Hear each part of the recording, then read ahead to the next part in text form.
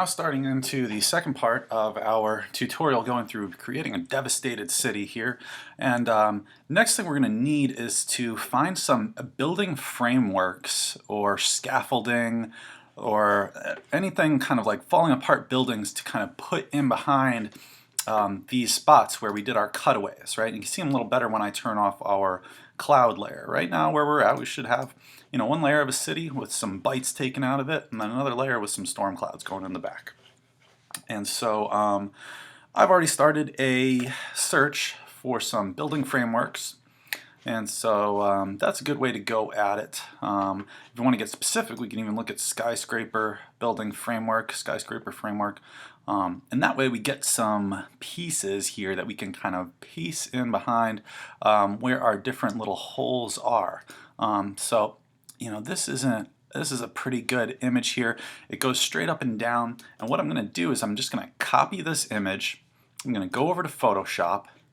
I'm going to create a new document. Not going to change anything here, just say OK, and then I'm going to go to Edit and Paste. Alright, so now what I should have is two documents. I've got my window with my project and my window here with this framework, and what I'm going to do is take my poly lasso and I'm just going to make kind of a rectangular selection here of part of this framework. Alright, I can copy this now. I'm going to copy, go over here and paste it in. And now what I'm going to do is I'm going to drag this layer underneath my city layer, and I'm going to find a place where I can kind of input or use this. So I need to make it a little bit smaller here, and so now you can kind of see, here's a good spot for that. Okay, so now you can see that as, and I press enter to make that transformation complete. Now you can see that there's kind of like this framework coming through out of this cutaway of the building. All right, and we're going to do that for each one of our buildings. Now I may be able to get away with using the same image a couple times if I use different sections of it.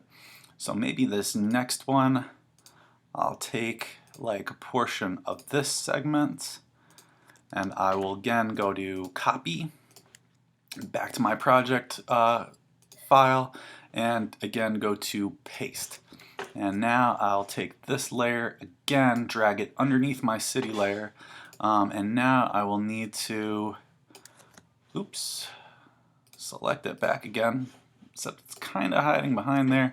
Let's see, I'll just nudge it out because I need to grab it and kind of resize it a little bit, holding shift as I pull from the corners to keep our proportions. And then here we go, and let's kind of figure out how I want to place this in here. That looks pretty good.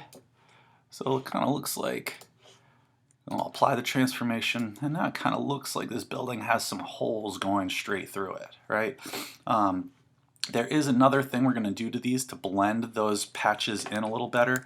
So bear with me as I continue this. I'm going to switch it up now, maybe take another different building scaffolding or framework. Let's see here.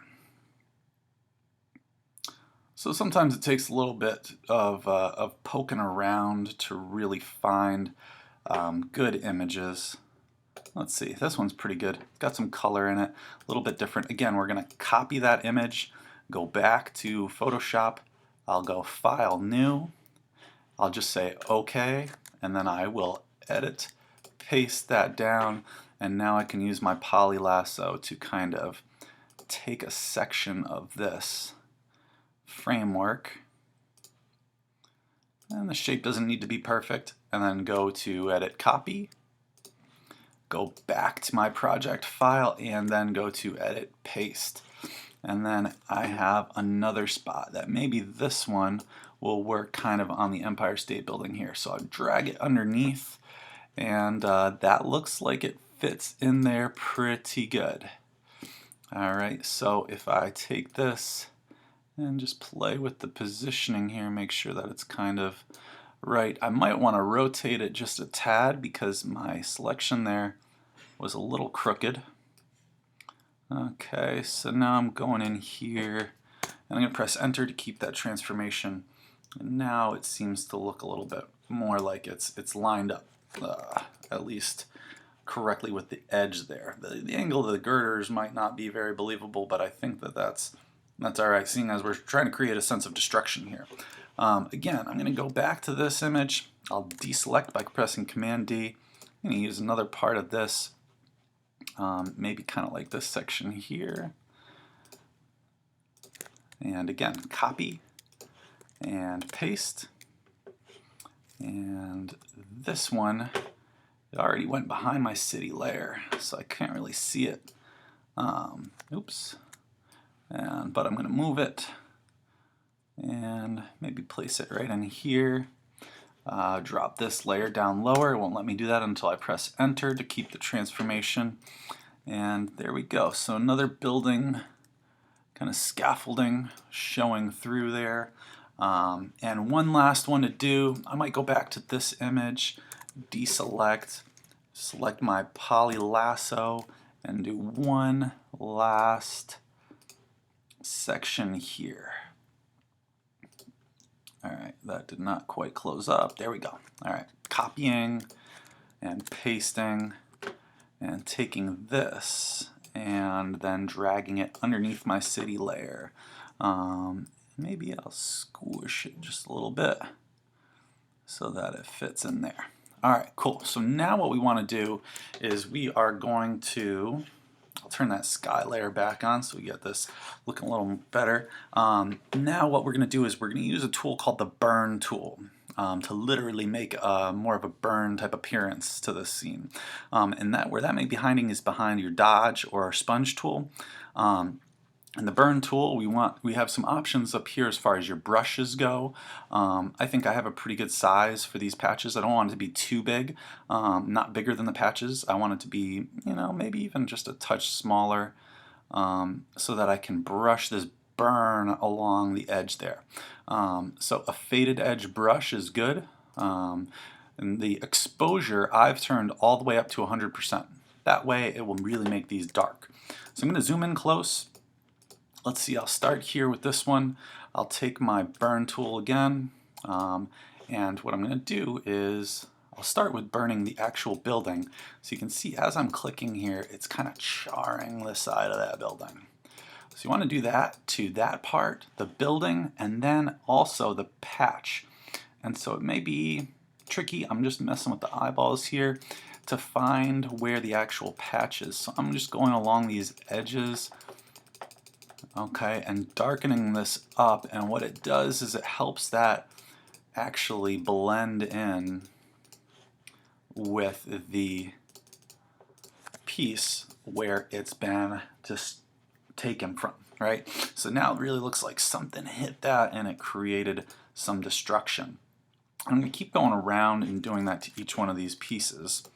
All right, again, kind of clicking rapidly with the burn tool is the most effective way. You can kind of brush back and forth, but really what you have to do is layer up your clicks. And so just kind of clicking quickly around is actually the best and easiest way to do it. And I'm just messing with these eyeballs so I can figure out which layer this patch was. There we go. And now I'm going to just click to darken up this and try and get it to blend into this building a little bit more so that it doesn't appear so pasted on. Alright, and some random burn marks are good too. If you want to just kind of add a couple more. Oops, I think they got zoomed out a little bit there. If you want to add just some kind of random burn marks to your buildings, kind of stress marks, if you will, that just adds to the sense of impending doom that is going on in our scene. So what I'll do is I'll just keep kind of moving around here. Essentially, you're just going to keep doing that process with the other patches in order to complete this scene. The other thing that I had thought about doing actually before I let you go and get into your own project is I was going to clean up some things on this edge here. As you can see, this edge is a little fuzzy. I'm just going to take my eraser and try and clean up that edge a little bit.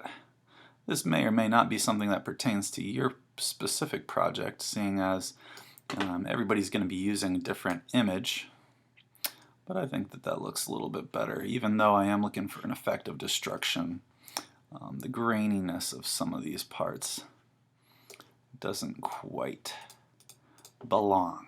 Alright, so just going through and making sure, because sometimes when you use that magic wand tool you get some bits and pieces left behind. And the other thing I was going to do is, this building is way too perfect right here. So what I was going to do is actually kind of make it fall apart a little bit more. So I might just take this and maybe slip it down a little bit. You know, maybe have it kind of falling at an angle. Alright. Apply.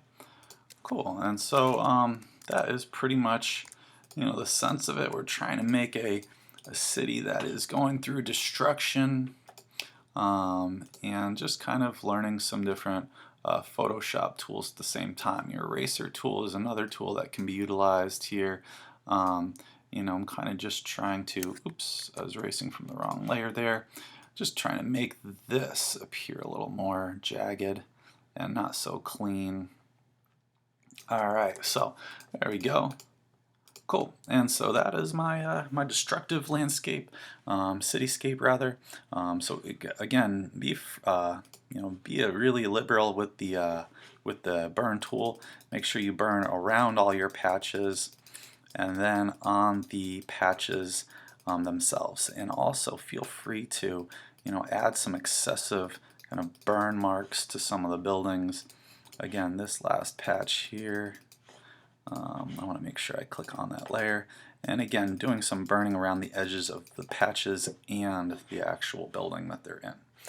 Alright, so that pretty much does it. And I hope you have lots of luck and, you know, get creative and, you know, take your own spin on this.